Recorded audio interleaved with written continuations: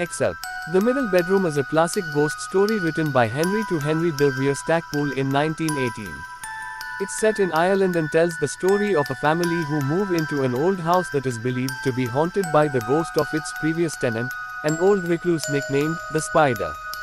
Are all living creatures represented in the human race, so that we find shark men, or, at least, men with the instincts of sharks, sloth men, cat men, tiger men, and so on. Lebrun started the idea, I believe, and I take it up as bearing on the case of Sir Michael Carey, of Carey House, near Innistown, on the west coast of Ireland. I would ask another question before starting on my story.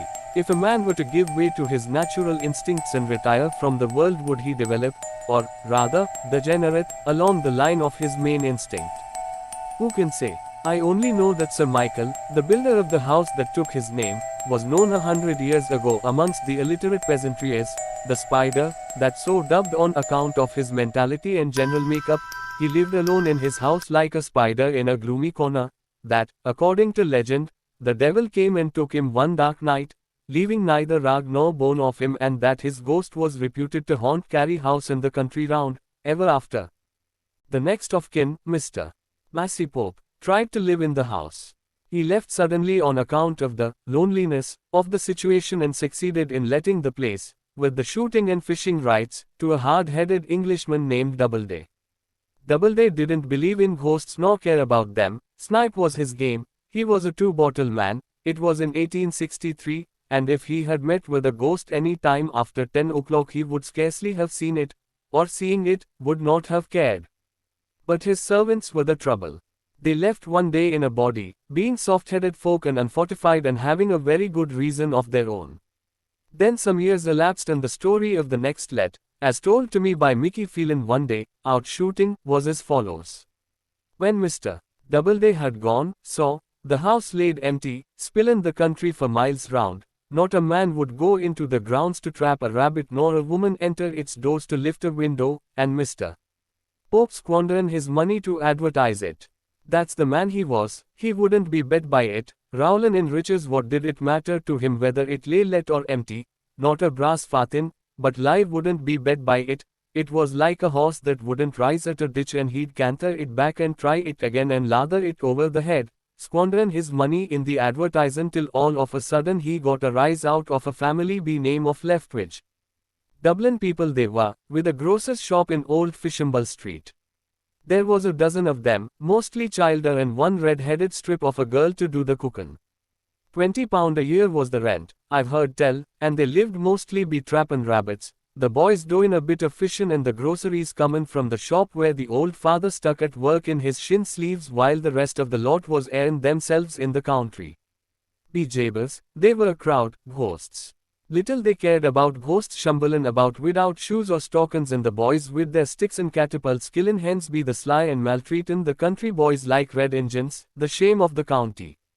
Nora Driscoll was the name of the red-headed slip, and many a time me mother has seen her with her apron over her head rockin' and cryin' with the treatment of them boys and the botheration of the rest of them, for there was a matter of a dozen or more, rangin' like the pipes of an organ from Mickey the eldest son 6 foot and as thin as a gas pipe, to Pat the youngest not the height of your knee.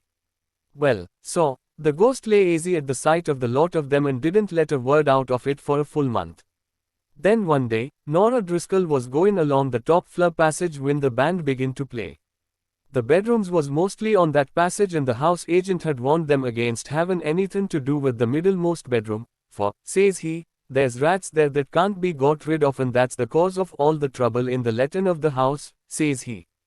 It would be 120 a year rent, only for them rats, says he, so they're worth 100 a year to you if you just keep the door shut and don't bother about the noises they do be making at odd times. Sometimes it's like as if they were sneezing and blowing their noses, and sometimes it's like as if they was walking about with their brogues on, and sometimes it's like as if they was cursing and swearing. Don't you mind them, he says, but keep saying over and over to yourself they're worth 100 a year to me. That's what he told Mrs. Leftwich. Well, Nora was moonin' along the passage, sent to fetch a duster or somethin', when she opened the durry of the middle bedroom by mistake.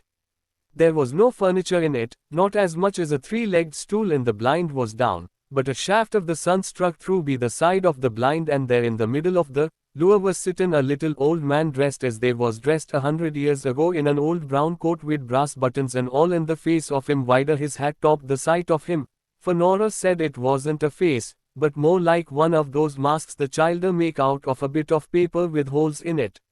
The screech she let out of her as she banged the durry to, brought the family running from downstairs, and the boys slammed open the door to get at the chap, but there wasn't a speck of him. "It's a rat she saw," says Mrs.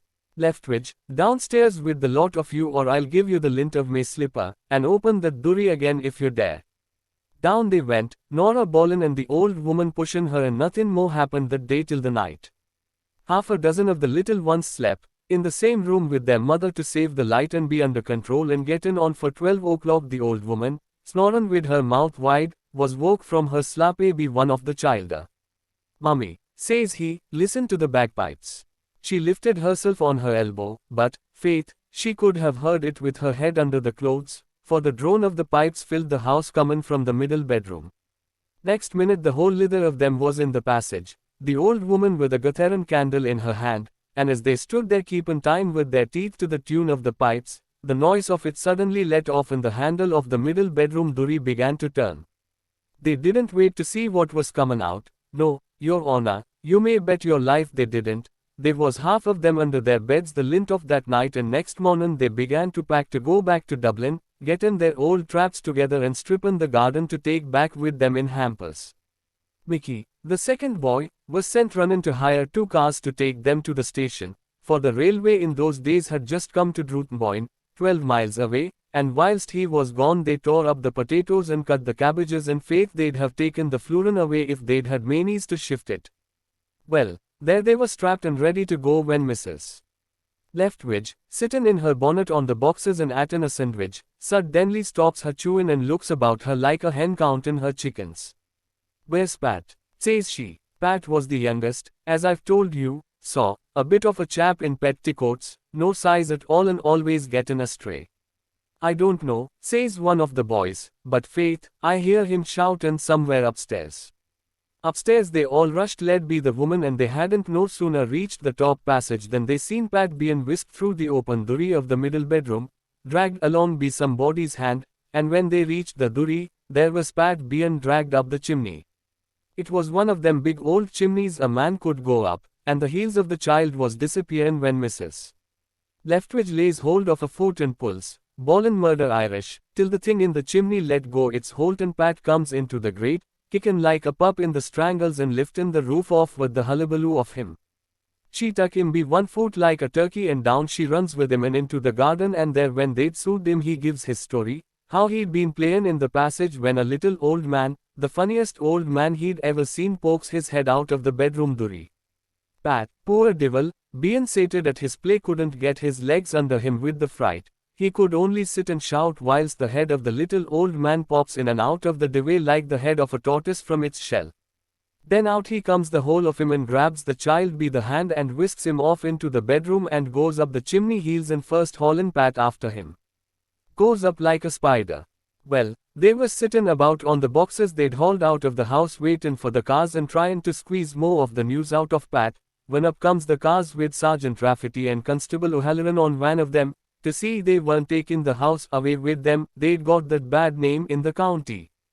And when the sergeant heard the story, up he went to the bedroom and down he comes again. "Here," says he to O'Halloran, "take this lot off to the train and go to the barracks and fetch me 2 carbines with buckshot cartridges, the same old Foster used to shoot the boys with. Bad luck to him, and look sleepy," says he, "for I am a brave man, but I don't want to be no longer here by myself than's needful." Off the cars went with the family packed like flies on them, and in a matter of a couple of hours back comes the constable with the guns. Up they go to the bedroom. "Stick your head up the chimney," says the sergeant. "I'll be, if do," says the other. "Well, then, shut it," says the sergeant, backquote, and keep still. They listened, but they didn't hear nothing at all. Then the sergeant begins talking in a loud voice, winking at the other. "There's nothing there," says he, "it was a ghost they saw and it's getting uneasy I am myself. Let's get off back to Drumboyne and have a glass and leave the old house to look after itself." I'm with you, says the constable, and downstairs they tramped, making as much noise with their big boots as a regiment of soldiers. Then in the hall they sits down and begins taking off their boots. All the same, says the constable as he pulled the laces, I'd be just as easy in my mind if I was 3 miles off trampin' on the road to Drumboyne. So would I, says the sergeant, and it's there I'd be, only I'm thinkin' of promotion. I'm thinkin' of ghosts, says the constable with the boot lace in his hand. Backward, go on and lacen your boots, says the other, and don't be a keerwad, this is no ghost.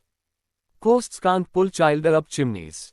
Faith, you seem to know a lot about them, says the constable, but it's I that am thinkin' it's holy water, and Father Mooney ought to be on this job instead of you and me and guns. And how would you get holy water up the chimney? Axes the sergeant. With a squirt, replies him, and how else?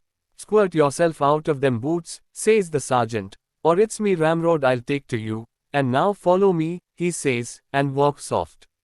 With the loaded guns in their hands up they wit making no more sound than shaddas in a wall, and when they got to the room down they squats one on each side of the chimney. They hears nothing for a while, but the tick-din of the sergeant's watch and the sounds of their own hearts going lub-a-dub. Then comes a cough. It wasn't a right sort of cough, for, let alone that it was comin' down a chimney, it sounded to be the cough of a chap that had died for want of water and lain in a brick kiln after. The constable said next day he'd have been up and off, only the sound cut the legs from under him. The sergeant wasn't much better, and there they sat sayin' their prayers and listenin' for more. They waited near an hour hearin' nothing, and then all at once began a noise, a scratchin' and a scrabblin' like a cat comin' down a drain pipe. It's comin' down, shouts the constable. Backward b'gob it's not, says the sergeant, and with that he shoves the muzzle of his gun up the flue and fires.